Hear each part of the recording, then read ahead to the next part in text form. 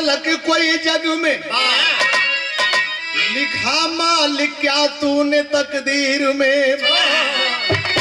चमकता रहा सूर्य समझो कि कल तक, आज रोता है खुद अपनी तस्वीर में।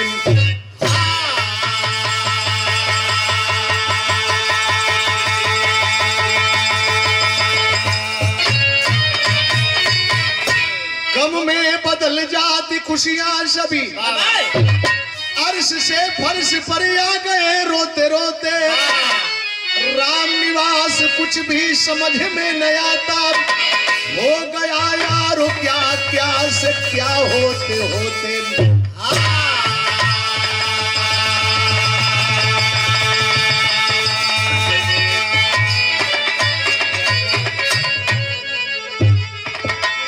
जीतू भैया हमार अपने मोबाइल में बिरहा और फोटो दोनों दिखाए के कल की हाई बिरहा जरूर गा दी है। हम जीतू भैया से बताओ थी कहली ना कि कौनो बिरहा गाई एक बार आपके सोचे कि वो जौन गौली है वो का रिकॉर्ड होगा। नाम मानत कंपनी जहां जानकारी भइल, एक लाइन संकेत है। कैसा संकेत है, क्या बात है वाह।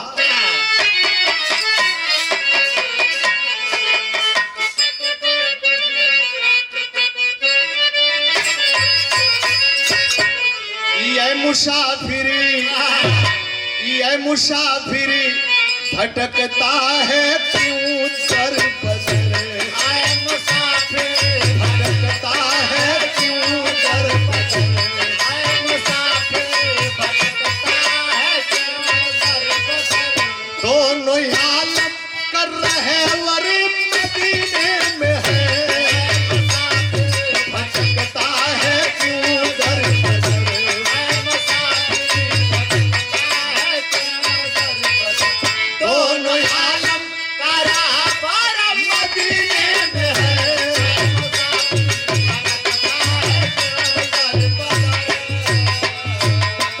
चाहे नंदलाल हो चाहे सूरदास हो, जरा सा गौर करेंगे। एक ही डाल में दो सुमन खिल गए। एक ही डाल में दो सुमन खिल गए। एक ही डाल में दो सुमन खिल गए। एक शिव पर चढ़ा एक सौ पर चढ़ा। एक ही डाल में दो सुमन खिल गए। एक ही डाल में दो सुमन खिल गए। एक शिव पर चढ़ा एक सौ पर चढ़ा। एक ही डाल में दो सुमन खिल गए। एक ही साथ दोनों तरह से गए।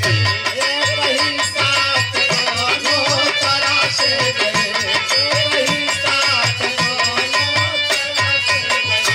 एक न्यू में पड़ा एक पाँव पर धरा।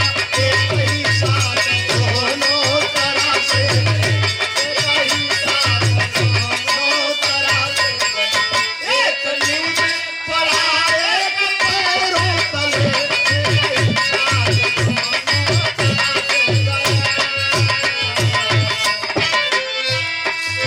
ललर लार लार लार ललरिया लारे।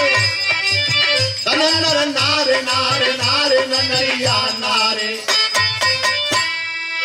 कहानी लिखने में कलम आंसू बहाती है। दुखों की बिजली आशियाना जब जलाती है। राम लक्ष्मीपुर जिला मेरठ की हकीकत है। स्वार्थी लोगों को जो दे रही नसीहत है। वहीं पर शांति स्वामीनाथ का परिवार रहा। एक बेटी माया से घर आंगन गुलजार रहा। सुमित्रा मतिन जेकर बिटिया जवान हो जाई, ओकरे बाप के दिल पर हाथ रख के पूछे। नंदलाल का एक बेटी शादीशुदा है, यही इलाहाबाद में क्राइम ब्रांच में दरोगा है। और एक बेटी का शादी अब ही सेठ हो गई।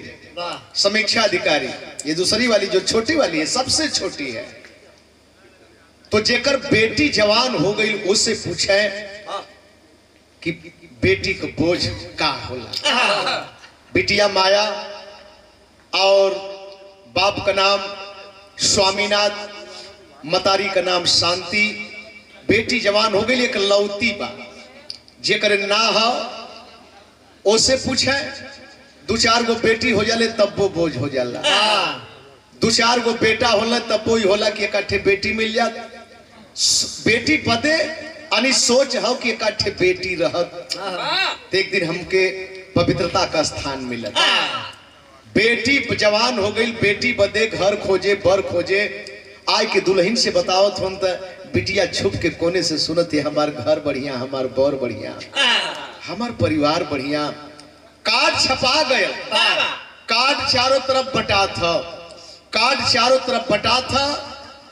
10 दिन अब सदिया रह गई, सारी तैयारी हो गई। तबले खबर आई जहां से सदिया तय हो 1 लाख रुपया जल्दी भेजवा दा, नहीं तो बारात हमार ना जाई, हमार बारात ना जाई। हे तना जानी है मन है जा केहू के ऊपर अगर ये गुजरी तो सोचे दिल दिमाग का कही। आज अभी पता चल कि 1 लाख रुपया बिना बारात ना आई तो दोनों प्राणी बैठ के झंखत हुए। पत्नी रोवत है, रोए के अपने पति से कहत है क्या?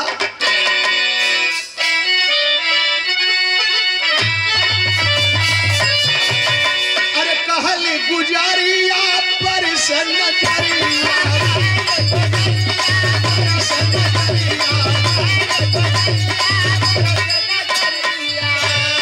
कहले गुजारिया पर से नजरिया, एक मन अजर पसार।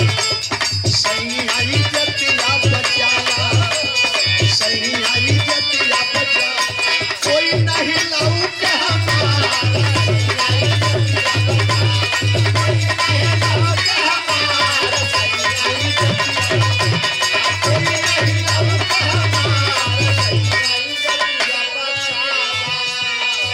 पत्नी बिटिया की माँ रो करके ही कहती है स्वामी कार्ड बटा गल है, दरवाजे पर न्योतहरी है, अब बरतिया ना आई तो का हुई हो, का हुई?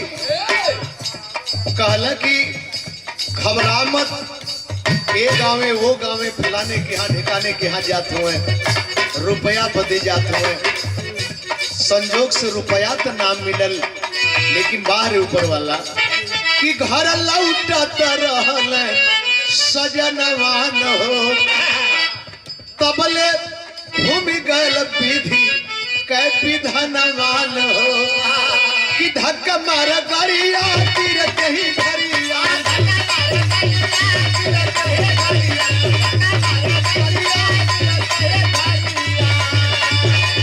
धक्क मार गरिया तीरत ही घरिया, चोटिया लगल बरिया, सही आई जतिया बचाला, कोई नहीं लौक हमार, सजनाई जतिया बचाला।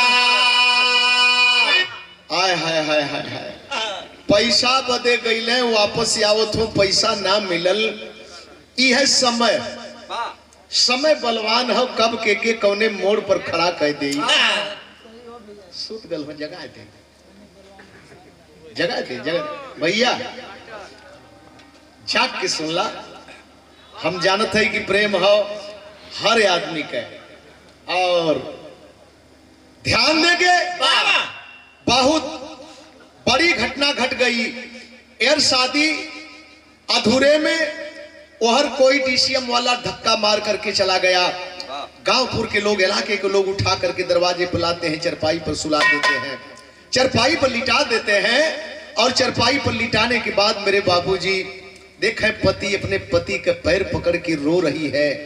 एक तरफ बेटी रोवत है, लेकिन मतारी अपने पति के सामने कभों कभों अखियां मुनाए जाए, कभों कभों अखियां खुल जाए। एक बात कहली कहली का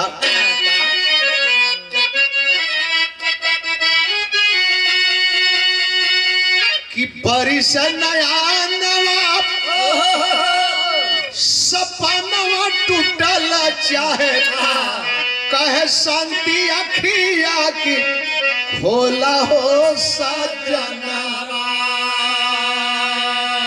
स्वामीनाथ समझावे प्यारी धीर धरा मनवा में अरे विधना के हाथे होला जीवन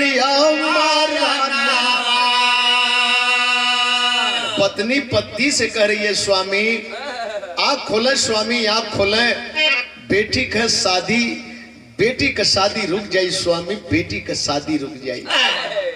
स्वामीनाथ का आँख खुलल, स्वामीनाथ अपने पत्नी के समझावत हुए हरे पगली ये कबा मंगानावा कहानावा बातो हरा से अरे टूटे मत दिहा बेटी टूटे मत दिहा बेटी माया कैसा बनावा।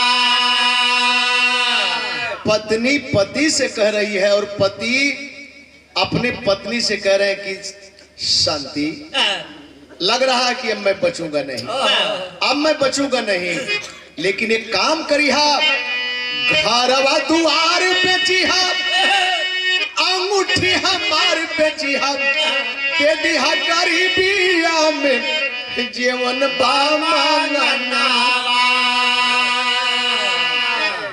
बेटी का शादी अब तोहरे जिम्मे छोड़ के हम जाते, अब हमार बुलावा आ गल, अब रुक ना पाई आ जेके बुलावा उनकर आ गयल शांति कौनो शक्ति ओके ना रोक पाई। इतने पर दम टूट गई, आंख मुना गई, और जब आंख मुना गई खबर गई जहां सदिया तय हो शादी तय हो खबर गई, वहां से लोग यही ने बात तो कुछ और थी ई भैल की का होई भैया कल की शादी नहीं होगी, लड़की कुलक्षण है, लड़की कुलक्षण है, शादी नहीं होगी। बारे समाज शादी विवाह के बीच में यही समाज है, चाहे नंदलाल रवि हो चाहे आप लोग हो, किसी प्रकार की अप्रिय घटना घट जाती है तो एक तरफ अंगुली उठती है, केवल बिटिया की तरफ अंगुली उठती है, और आप लोग कहला हर ऊख में पतई हर घर में बहन बेटी। अच्छा ऐसा क्यों होता है कि एक तरफ अंगुली उठती है, बिटिया बेटी ही दोषी है, सारा दोष सारा अवगुण बेटी के अंदर ही है, बेटा बिल्कुल नापाक है, दूध का धोया है। शादी तक कट गई, शादी कट गई, लोग कफन दफन कैले, कफन दफन कैले के बाद देखे मतारी का हालत धीरे धीरे बिगड़त जाए, माई चरपाई धल जेकर बेटी के बियाह कट जाई, जेकर पति मर जाई, आय है वो समय का होखे की चाहिए हो भैया। मतारी चरपाई पकड़ लेलस और बेटी परेशान है, सोच रही है क्या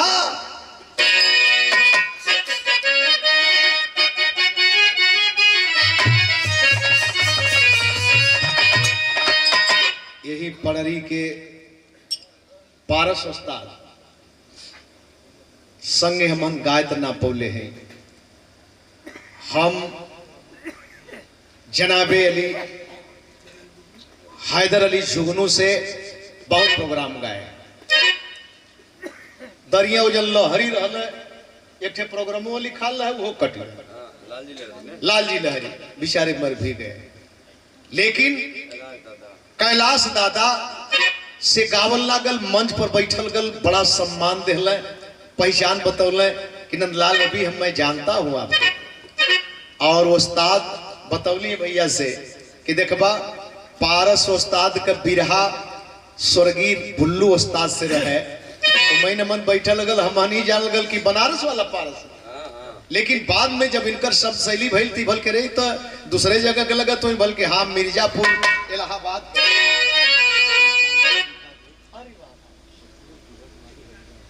दीपक पारस उस्ताद के सपुत्र दीपक और हरिदास भैया स्वर्गीय पारस उस्ताद के चरणों में श्रद्धा सुमन चढ़ाते हैं, फूल तो केहू चढ़ा लेला लेकिन हृदय से ई सुमन ई फूल का भाव कुछ और होला।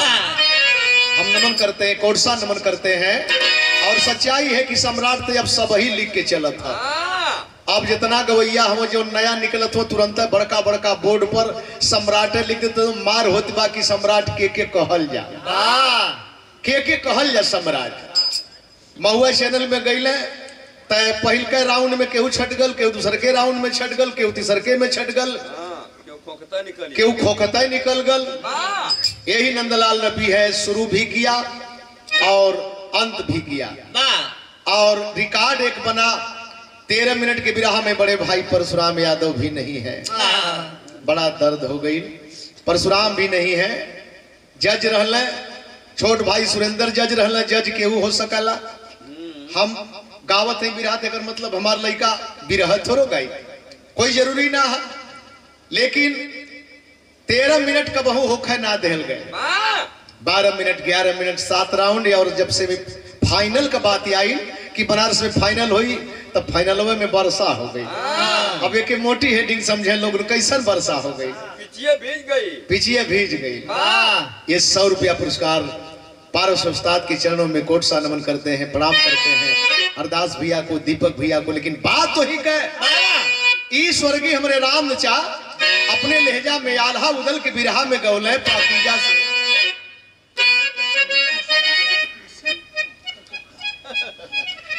भैया हमार मोती सोनकर क्षेत्र पंचायत बीडीसी, ये समय हम हूँ बीडीसी है मेंबर साहब, हमार औरत भी बीडीसी है। जब तोरी यहाँ वो समय गाँव या लनी तो जिला पंचायत रही, आप पत्नी भी जिला पंचायत भैली।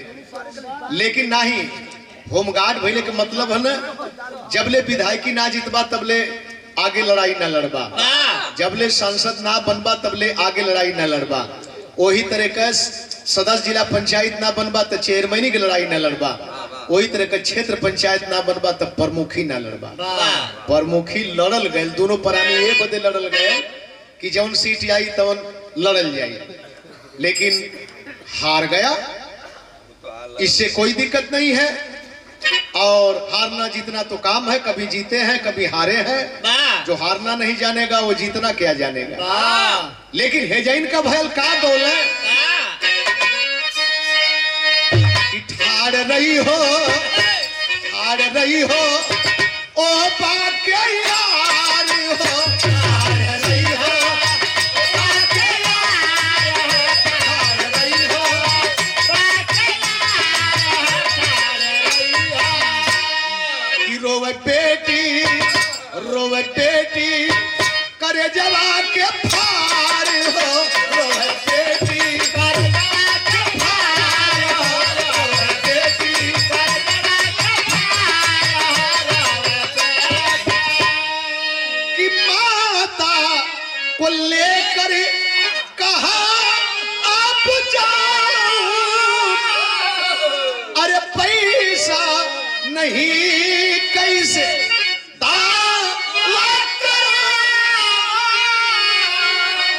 लौकेला, कोई न लौकेला जग में हमार हो।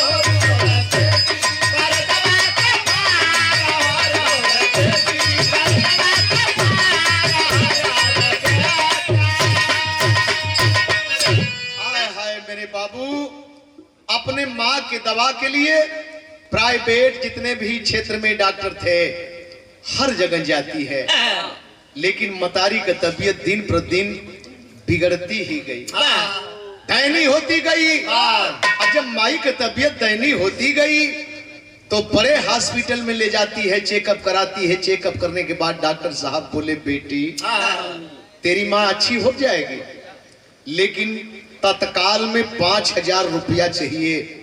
अगर 5000 रुपया मिल जाएगा तो हम बेड बिस्तर अभी दे देते हैं, लेकिन 5 रुपया जेकर पल्ले ना हम 5000 तक बहुत दूर का। माँ को लेकर के वापस आती है और जब वापस आती है तो सोच रही है कि माई के बचाई कैसे, कहा जाई। अपने बाप के पग चिन्ह पर बेटी भी चलने के लिए मजबूर हो गई। यहाँ जाऊं वहां जाऊं, बाबू फलाने के यहाँ जाए, ठिकाने के यहाँ जाए। बहुत धनवान व्यक्ति है क्षेत्र में, धनार्थ व्यक्ति है, उसके पास में जाती है, हाथ जोड़ करके बिटिया एक बात कहती है। कहती क्या है? तर्ज लगल आप लोगों के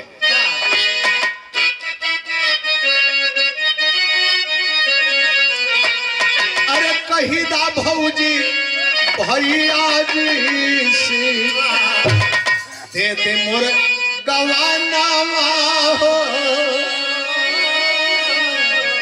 कितना भाव है मैन, मजाक भी हो गए और काम भी हो गए।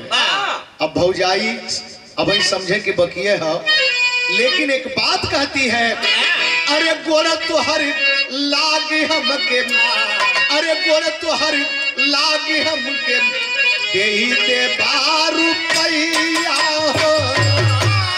गोरा तो हर दे रुपया, गोरा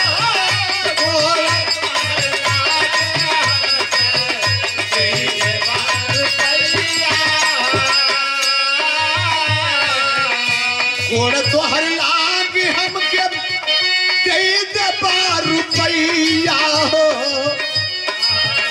आज यही टूअरी के, आज यही टूअरी के हारा बीच नैया हो। आज यही हारा बीच नैया हो।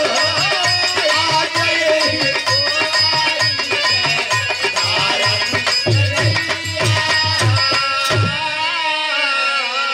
झरझर झरझर आंख से आंसू चलत था, हाथ जोड़ के गिड़गिड़ा गिड़गिड़ा के यह कहती है बाबूजी बाबूजी हमके 5000 रुपया दे के हमारे माई के बचाला। सूद ब्याज जितना भी हुई सब कुछ जोड़ के हम पूरा कर दे, चुकता कर दे। बाहर समय बाबूजी कह रही है, रो रही है, तरतर तरतर आंसू चल रहे हैं। और उसकी सोच क्या है? भेड़िया भूखाल लखे निरखल जवानिया दे रुपया हमारे मन जब बचनिया। बाहरे समाज, यही समाज में ओहू आदमी के कोनो मतारिये न पैदा कैले रहल। जैसे हमहन का माई पैदा कैले है वही तरह का वो माई पैदा कैले हुई है।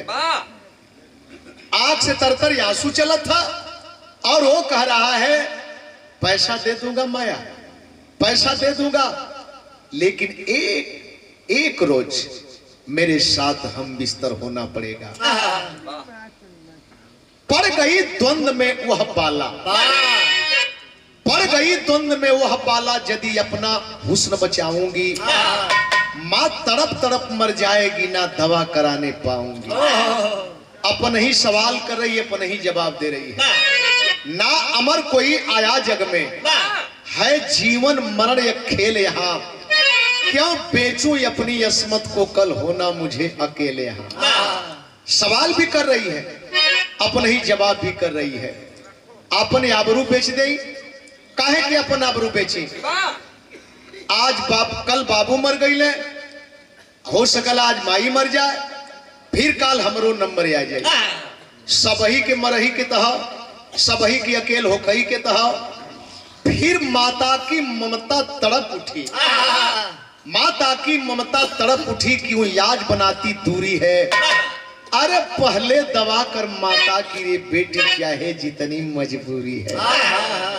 टूट गई मेरे बाबू, तीसर के सवाल का जवाब नहीं दे पाए। यही सवाल का जवाब था ना कि बेटी चाहे जो भी कुछ हो, लेकिन तुम्हारी माँ है ना, पहले माँ का दवा कर बेटी, पहले माँ की रक्षा कर। टूट गई और टूट कर की क्या, बेचली जाती अब, बेचली जाती अब ठेकेदार के चिरैया हो। अरे लेके रुपया आवत रहली, लेके रुपया आवत रहली, घरवा मरल रहली मैया।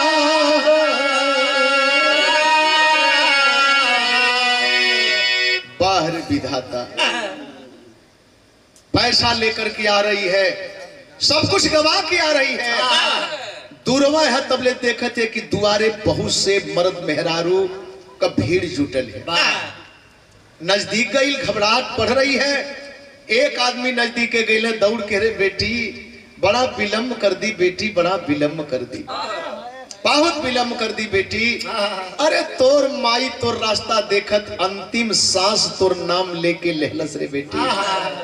नजदीके में गई, नजदीके में जाए के रुपयावा अपने माई के लसिया पर फेंक दे, और फेंक करके एक बात कहती है वो बेटी, मालिक को उलाहना देती है। कहती क्या है?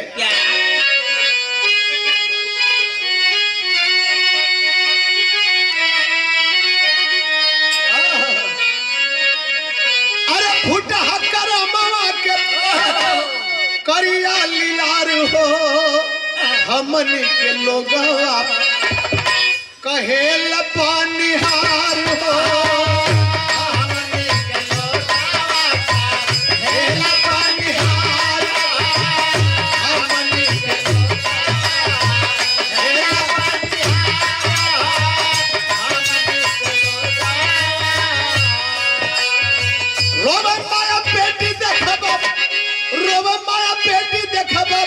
छतिया के फार हो, कवन चूक भैली हमसे, कवन चूक भैली हमसे, विधाना तोहार हो, कवन चूक भैली हमसे, विधाना तोहार हो,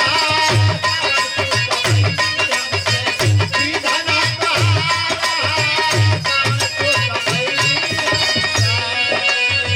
तोहर पद माई हम पे चली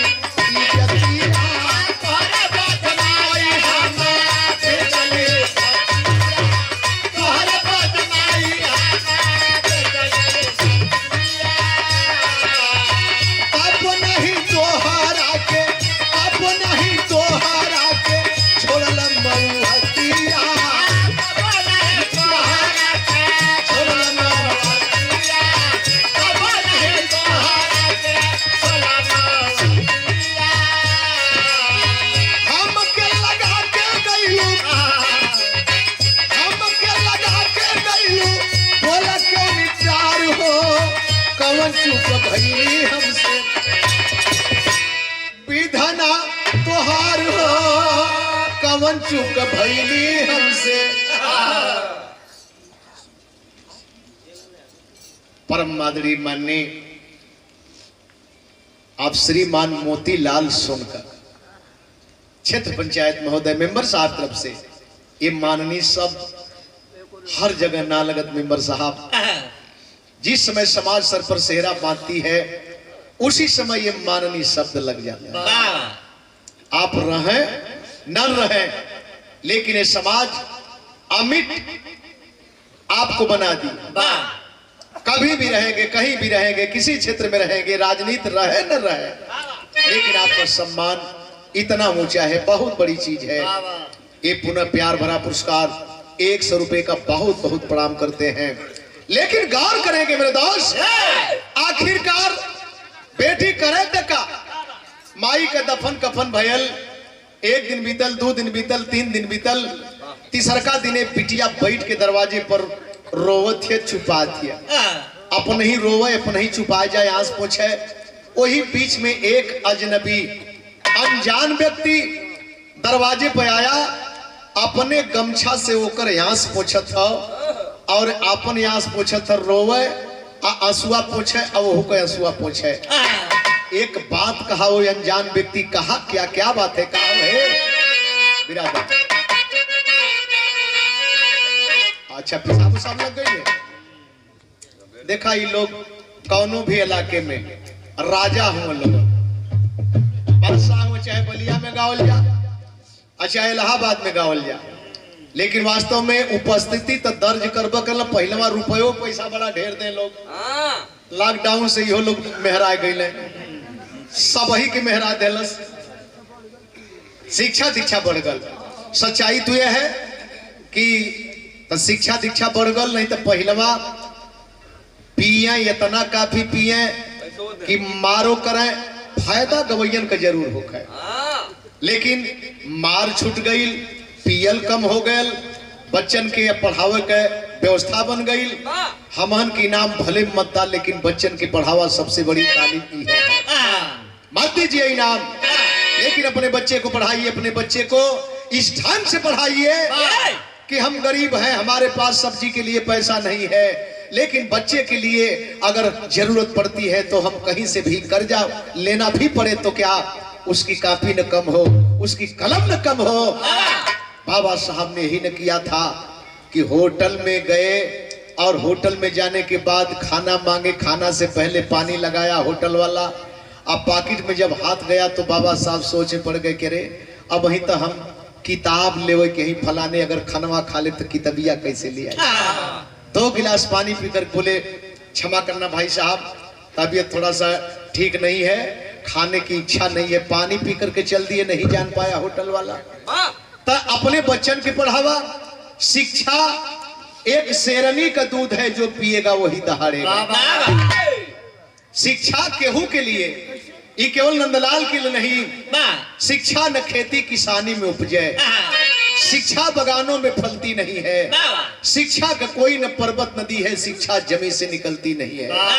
शिक्षा है सबकी जो निष्ठा से चाहे, शिक्षा मेंबर साहब किसी की पपौती नहीं है।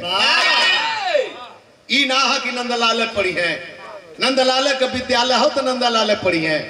हर लोगों को उसमें आदेश है, हर लोगों का अधिकार है, आप पढ़ सकते हैं उसमें, नंदलाल से भी आगे बढ़ सकते हैं। जो पढ़ाने वाले हैं वहीं तक रह जाते हैं, उनके पढ़ाए बच्चे IAS BCS कुछ भी बन जाते हैं।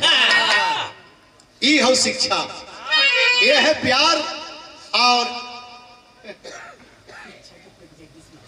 परम मादरी माननीय आप श्रीमान जगदीश मास्टर साहब शिक्षा के प्रति जागरूक होने के लिए 100 रुपया पुरस्कार। बहुत बहुत प्रणाम, आप सबके प्रणाम करत थी, लेकिन बात नहीं कहे आखिरकार रो रहा है। एक बात कहा क्या? ये हमारे बगल में सिमरत उस्ताद वो भी नहीं है, बहुत प्रोग्राम गवौले, बड़ा सम्मान के साथ, बड़ा नीक गाँव है कि मोरी सारी प्यारी, मोरी सारी प्यारी सारी री के तने की सारी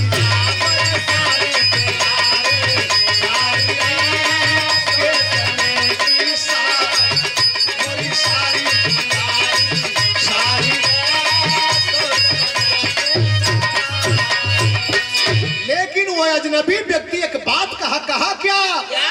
कैसे तोहके धीरा जवाब, कैसे तोहके धीरा जवाब नाई बेटी तोहके बोलवल पड़ की माई, कैसे तोहके धीरा जवाब नाई बेटी तोहके बोलवल पड़ की माई, कैसे तोहके धीरा जवाब नाई बेटी तोहके। अरे बाबू के तोहरे हम पार्टी यार हो, भैया हमार हूँ बड़का तहसीलदार हो, भैया हमार हूँ बड़का तहसीलदार हो, भैया हमार हूँ बड़का तहसीलदार हो। दी है तोहके नौकरी याद है राई है बेटी तोहके बोलौल बड़की माई, दी है तोहके नौकरी याद है राई है बेटी तोहके। अरे बिटिया हम तोहरे बाप के पक्का मित्र ही, लंगोटिया यार है, हम तो बाहर रही है बेटी, हम बाहर रहली है, आईली है, हमके पता चलल है कि फलाने भैया तुहार दोस्त ना हुए, आज दोनों परानी निकल गई ले। घरे रोए लगली, दुखित भैली, माई बड़की माई पूछली कहा बात है, अइला है बाहर से तो रोवत हुआ। कल माई ऐसा बात है, जब बड़की माई हमार सुनली तो कली बेटा जेकर केहू ना ओकर मालिक हूँ रे, एक काम कर, हमार लड़का तहसीलदार है, तू जा वो लड़की के लिया बा, तहसीलदार से कहत है कोनो जगह धरा दी है, एक ठे रोटी के जगह बन जाई, केहू भी ओकर हाथ पकड़े बदे तैयार हो जाई। बीत जाई बेटी बीत जाई। आय हाय हाय मेरे बाबूजी जब बेटी सुने कि हमारे बाबू कई दोस्त हुए, तहसीलदार साहब का माई बोलौली है, हमार अब दुख दूर हो जाए। के बा हमारे आगे पीछे, आगे आगे वो चला, पीछे से बेटी चली, लेकिन गया कहां पर?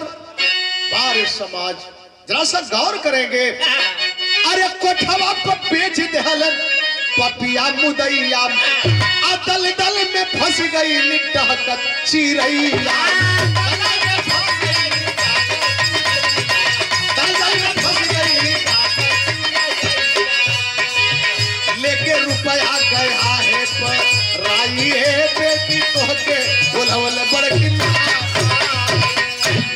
आए हाय मेरे बाबू, कोठे पर ले गया, मालकिन को बड़की माई बताया, यह बड़की माई है, बैठा बेटी बैठा, बगल में बैठ जाती है।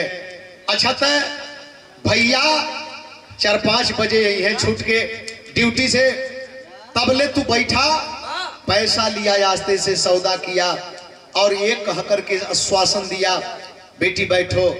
जबले भैया ड्यूटी से आवल तबले हम तनी सब घूम के, भैया सोखा सूरज भैया, तबले हम घूम के आ जाते, अब घूम के आवे में निकल गया, बड़ी देरी होके लगल, 5 से ऊपर होके लगल।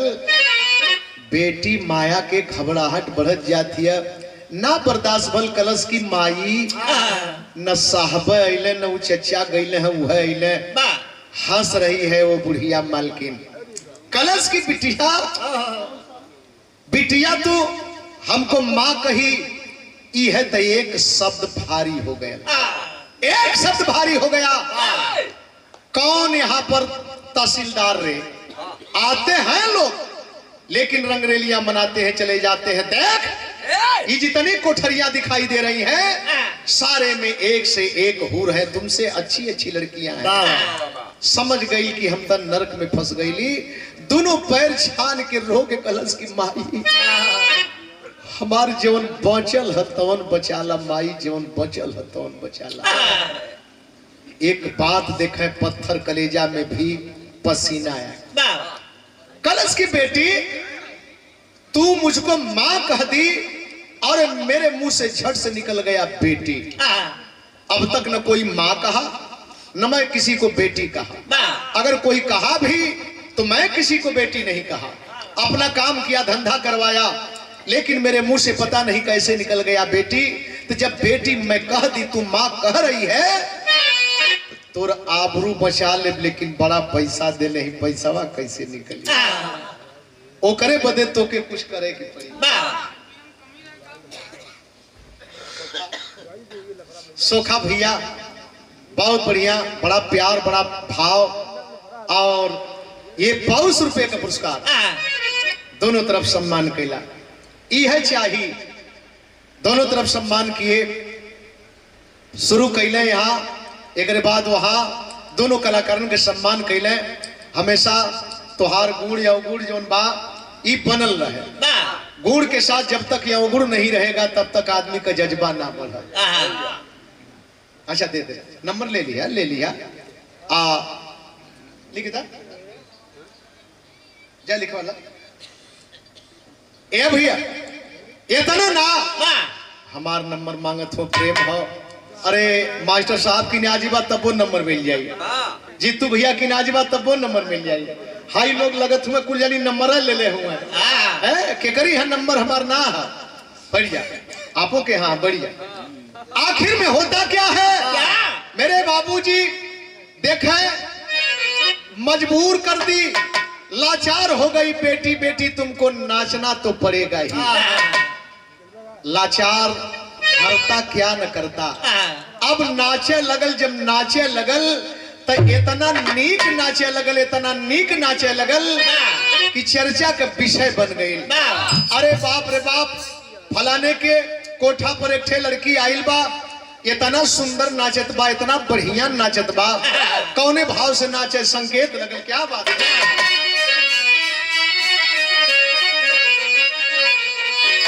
अरे माया कैसे मैं खाना बन गई, माया कैसे मैं खाना बन गई, कलिका काप गई, धूमिल हो गए पैमाना।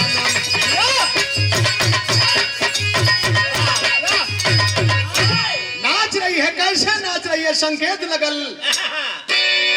ये गोटेदार लहंगा, ये गोटेदार लहंगा निकलूं जब तार के,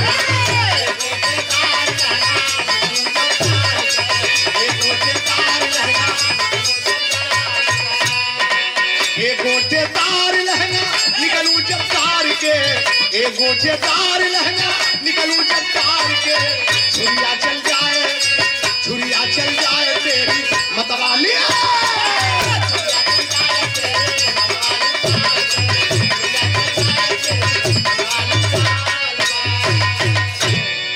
ये जैन नचहु वाला हो नचहु वाला, कुर्सिया बचाए के नाचा लेकिन कुर्सिया बचाई। अरे नहीं जेकर आइल है ओके जबरी अगर करबा तो हो तो ठीक ना हा। ये जैन का भयल, अरे कोठे पर पायल बाजे, कोठे पर पायल बाजे हल्ला बाजार में, कोठे पर पायल बाजे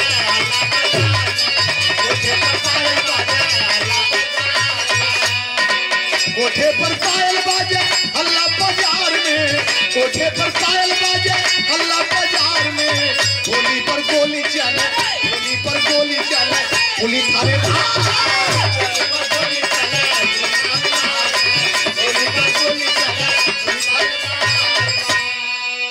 अब तब बोली हुक है, कोठा पर बोली हुक है, इतना ना ओकर सट्टा होखे लगल, अब दूर दूर तक साज समाज लेके जाए लगल। यहाँ बुला दे तो यहाँ कहीं भी बुलावा हो, सट्टा लिखा है, एड्रेस लिखा है, जैसे हमान के लोग बुलावत हुआ वही तरह को ओकर बुलावा होखे लगे। यही जन बिरहा में मोड़ लगे जाता, यही जन बिरहा में मोड़ लगे जाता, सीख गए। आई बारात लक्ष्मीपुर से, अरे रानीपुर गांव में, आई बारात लक्ष्मीपुर से रानीपुर गांव में, सट्टा हुआ था जिसमें माया के नाम में, महफिल जनवा से की थी, महफिल जनवा से की थी कर्रा जवान,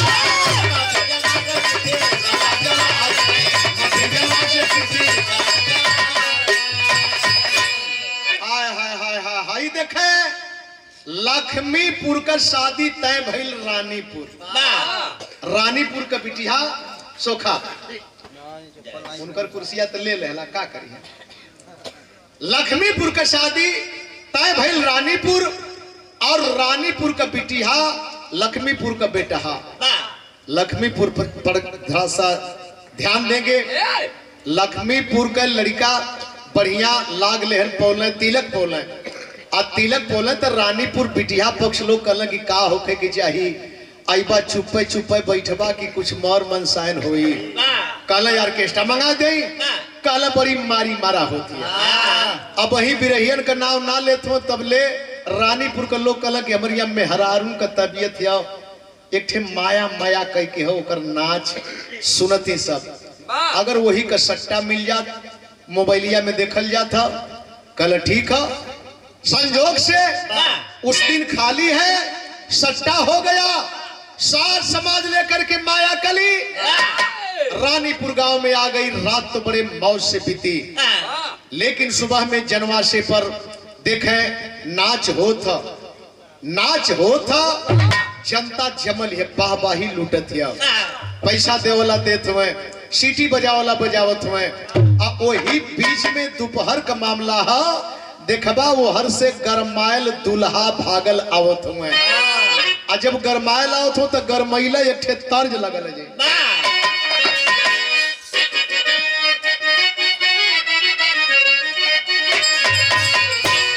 अरे झूलनी पौड़नी, अरे झूलनी पौड़नी जहाजिया लगा दा, हमार पाजेब राज हीरो जड़ा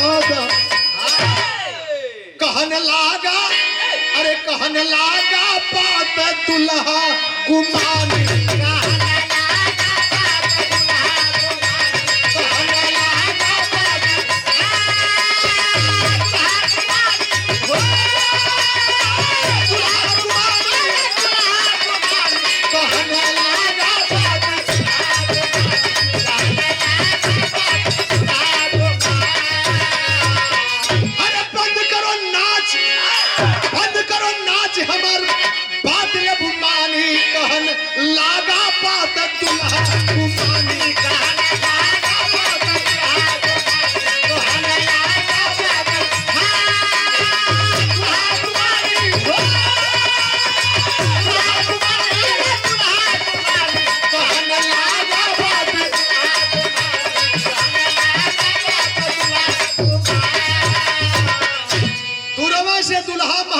में कला नाच बंद कर नाच। आवाक होकर की जनता ताकत है कि भाई दूल्हा साहब बोलत हुए, लड़की मंच पर खड़ी होकर टकर टकर ताकत है। काहे बदे बाबू राउर नचवा काहे बदे बन करावतानी कहले, अरे ये सब धोखा देले। शाम को बात थी परछन से पहले, परछन भी करवा लिए। मड़वे में बात थी सिंदूरदान से पहले, सिंदूरदान भी हो गया। बात थी खिचड़ी खाने से पहले, और लग रहा है कि अभी मामला चौपट होगा। अब सब लोग खिचड़ी खाएंगे तो हम अकेले यहाँ क्या करेंगे। मेरी बारात रुकेगी नहीं, मेरी बारात तैयार हो जा। सारे लोग अपने आप घर को चलेंगे, सारी व्यवस्था मैं करूंगा, रास्ते में करूंगा, चाहे जहां भी करूंगा, लेकिन मैं करूंगा। यहाँ पानी भी हराम है। लड़किया कलश की काहे बदे बाबू, काहे बदे, कितना का चाहत हो। एक बात कहलस का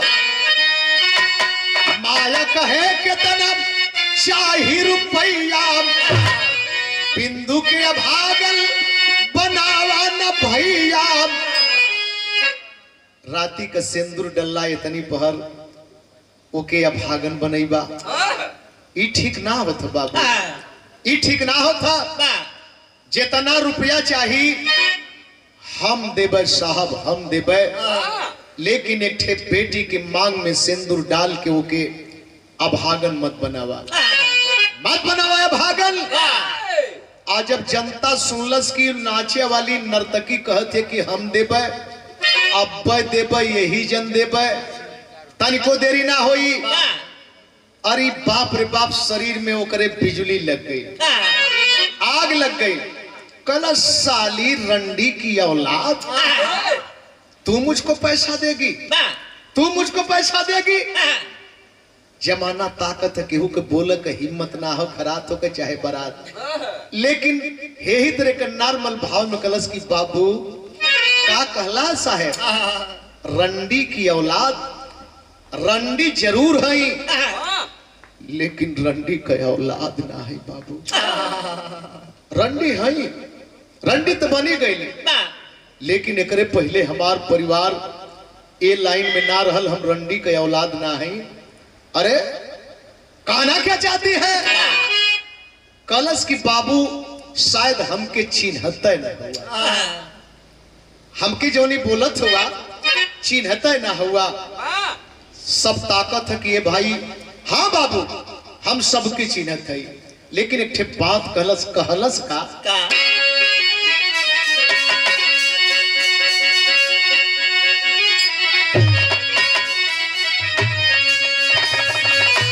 तनी से देखा अपन खोल नजरिया, कंता भैया हो,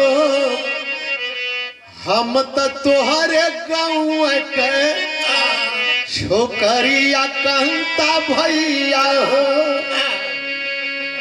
हम चिन्हत है बाबू, आप श्रीकांत भैया हुआ ना, हाउ बंसी दादा हुआ, सुखू दादा हुआ, हाउ फलाने मौसा हुआ, हाउ मम्मा हुआ, हम सबके चिन्हत है। हाउ बड़का दादा हुआ, हमके लोग ना चिन्हत हुआ। हम के हैं, हम तो बारी शांति विधवा कै माया छोकरिया हो। हीरो होंडा के चलते, यही दवाई के चलते मर गईली मोर मतरिया हो। कानपुर न सुनला मोर दोहैया, कंता भैया हो। भैया बिना दवा के हमार मतारी मर गई, हमार बाप एक्सीडेंट में मर गई है। यही कुल चीजुआ के चलते न हमरे दुआरे से, हमरे दुआरे बारात ना आइल, हमरे दुआरे बारात ना आइल। अरे एक बार सुना तो हर ही दुअरवा से तो हम गईली, तो हर ही दुअरवा से गईली। रंडी के औलाद कहला है ना, रंडी के औलाद कहला है भैया, हम रंडी के औलाद ना है हो भैया। एक चूक से बिगड़ल मोर समैया, कंता भैया हो।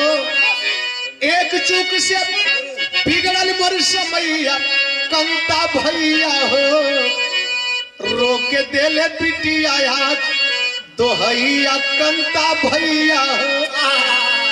एक चूक से, छोटी सी चूक से आज हम वहां से यहाँ आ गई। अरे बाप रे बाप, जब ही बात कहलस कि हम फलाने का बेटी है, फलाने का बिटिया है, चचा दादा हमार माई दवाई के चलते मर गई, हमार बाबू हमारे शादी के लिए परेशान होके एक्सीडेंट में मर गई है। गांवपुर हित में दर्द याद केहू हमार साथ ना देहला। आज जब ये बात सुन ले तो सारी समझिए काट हो गई।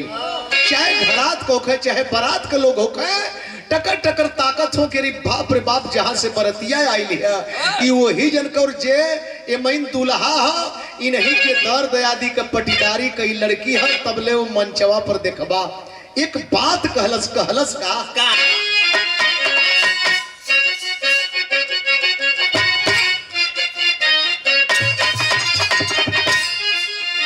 अरे लठिया का चोटिया, लठिया का चोटिया कचोट नहीं हो ले भैया, चोट नहीं हो ले भैया,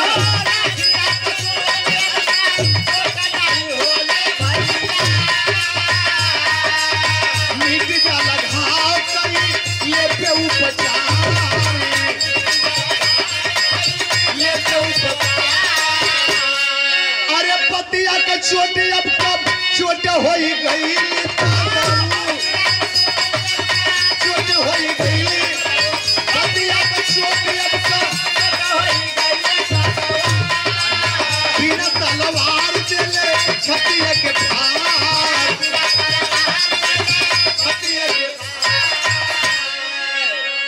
यही के कहला कि मर्द के अगर लाठी से मार दा तब मिटा जाए, लेकिन बात का चोट जीवन भर ना मिटाए। आया है बाबू, मरते दम तक कुछ चोट आपके समझ में आई। मर्द के जे मर्द है वो के, लेकिन हे जैन बिटिया कलश की बाबू तनी से बड़का दादा, तनी से बड़का दादा रुक जाए भाई, हमके ना चिल्ला, अब वही 2 मिनट का मौका दा, 2 मिनट का मौका दा, अब हम बता देते ही अपन पहचान दे देते ही। सब ताकत है भाग के गई पर्दवा के पिछवा, आ ई कपड़वा हेतरे के छोड़ के फेंक देलस। आय है उ कैलस का, अरे बदल की अली बेटी गांव वाली सरिया भैया, बदल के अली, बदल के अली यही सरिया में चली खराबा दुआ, खराबा दुआ। अटैची में से खोल के जवन साड़ी पहन के दरवाजे से गुजरल रहल, खलस की भड़का दादा तू तो चरपैया पर बैठल रहा अपने दुआर में न, यह कपड़वा पहन के न अपने घरवा से हम गईली, एको जानी ना रोकला तकला तक ना हो बड़का दादा।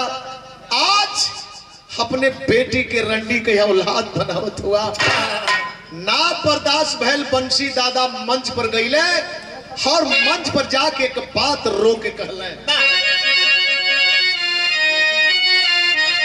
परम मादरी माननीय हमारे मेंबर साहब मोती सोनकर साहब, क्षेत्र पंचायत महोदय की तरफ से पुनः ये प्यार भरा पुरस्कार बहुत बहुत प्रणाम करते हैं, सादर सम्मान करते हैं, स्वागत करते हैं आप सारे लोगों का। अरे चढ़ के मंचा बाप देखा गईले बंसी दादा,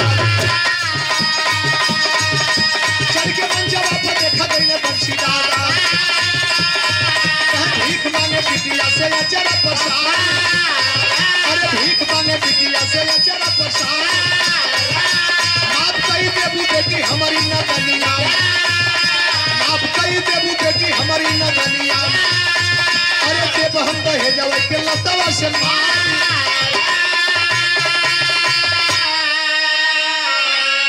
बंसी पांडे दौड़ करके मंच पर गए, बोले बेटी कैसे तुझसे क्षमा मांगे, बेटी कैसे तुझसे क्षमा मांगे, हम अहम में भटक गए, नहीं पहचान पाए, नहीं रोक पाए।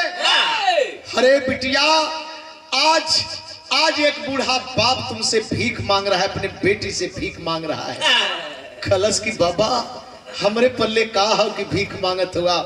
कलम बहुत कुछ है बेटी।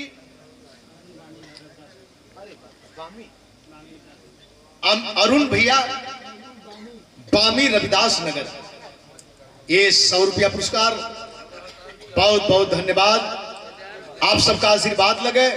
लेकिन बात तो ही कहला कि बेटी ये भीख मांगत है, खाली यस कर दे बेटी, हम का मांगत है ना मांगत है, लेकिन खाली तू हाँ कर दे बेटी। कलश की बाबा ये बेटी का शरीर आप कहो न, आप पैदा कैले हुआ, आप पल्ले पुसले हुआ, आप भटका की यहाँ तक पहुंचोले हुआ। तो आज कुल आप कहो बाबा, आज कुल आप कहो। अब जब ये सुन ले कि कुल आप कहो तो समाज में झोली फैला के, कुर्ता फैला के ही तरह के वही मंच पर घूम के भीख मंगले। भीख का मंगले, अरे कोई नौजवान देखी के बेटी के सूरतिया, अरे कोई नौजवान देखी के बेटी के सूरतिया, अब मंगिया में सेनुराते बहुत पहिला।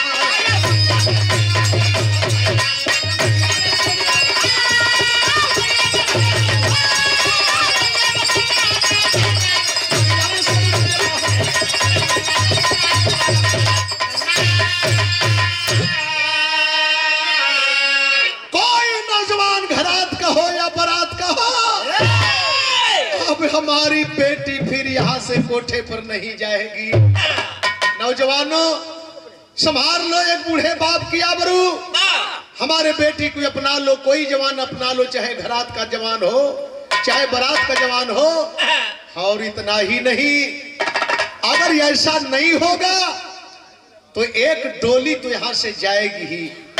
रानीपुर गांव से एक बेटी की डोली लक्ष्मीपुर जाएगी, लेकिन अगर बेटी वापस गई तो फिर बारात के लोग बूढ़े बाप का जनाजा उठाने के लिए भी तैयार हो जाए। नहीं जाएगा बूढ़ा बाप, यहां से जिंदा नहीं जाएगा। घरात बारात के लोग सुन ले, सब अपने में सुगुगाहट होती है। ई का होके की चाहिए, का होके की चाहिए, तबले फैसला आ गयल। कैसन फैसला आ गल?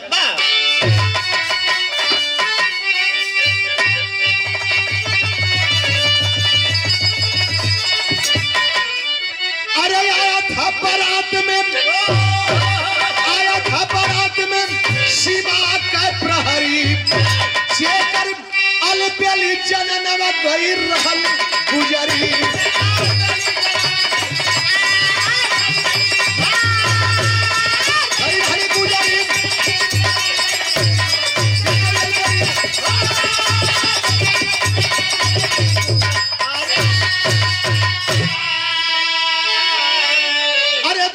पकड़ लिया माया का हाथों, आता है कसम दे जीवन भर साथ।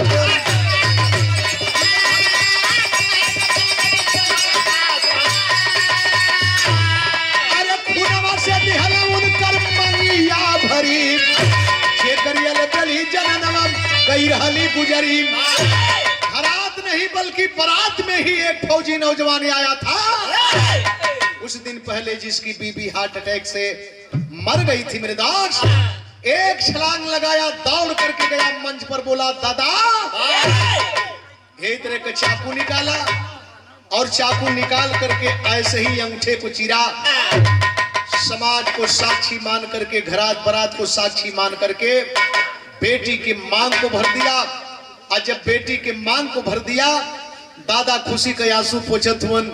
लेकिन घरात के लोग, रानीपुर के लोग, वो क्षेत्र के सम्मानित लोग, हमारे मेंबर साहब के तरह, मास्टर साहब के तरह, आप सबके तरह खड़ा हो गई। कहले चचा आप वाली हो गई। अब एक कई डोली कहले रहा न कि ना जाई, एगो जनाजा जाई, तब जनाजा रुक गई, अब 2 गो डोली जाई। लेकिन कहां से जाई? रानीपुर गांव से जाई। तो रानीपुर का एक बेटी ना हो चचा, रानीपुर का दोनों बेटी हो गई। रानीपुर का दोनों बेटी हो गई। हम हनों का कुछ हक होला, कुछ मौका दा। कल भैया मौका हो, मौका हो, कल हम हन विदा कर जाई। अब आप ना विदा करबा हमहन विदा कैल जाई, कैसे विदा कैल जाई, लोग कैले का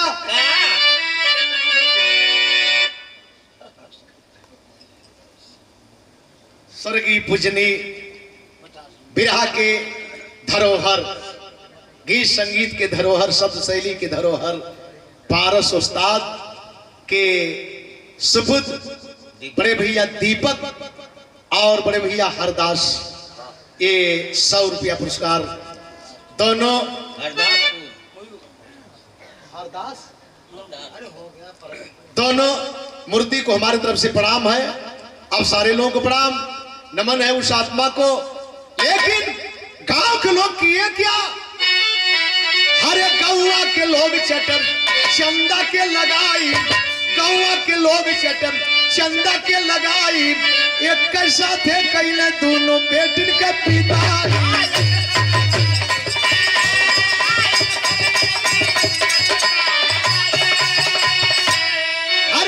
साथे गईली दोनों सासुर के नगरी, जेकर यल बेली जननमा गई रहली गुजरी।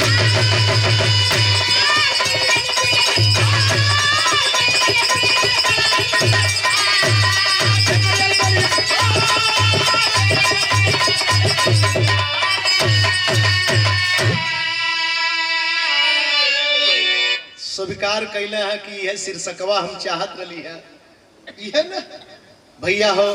कौनो बिरहा, बिरहा में सादगी हो, बिरहा में भाव हो, गावे में भी अच्छा लगला, लोगन के सुने में भी अच्छा लगला।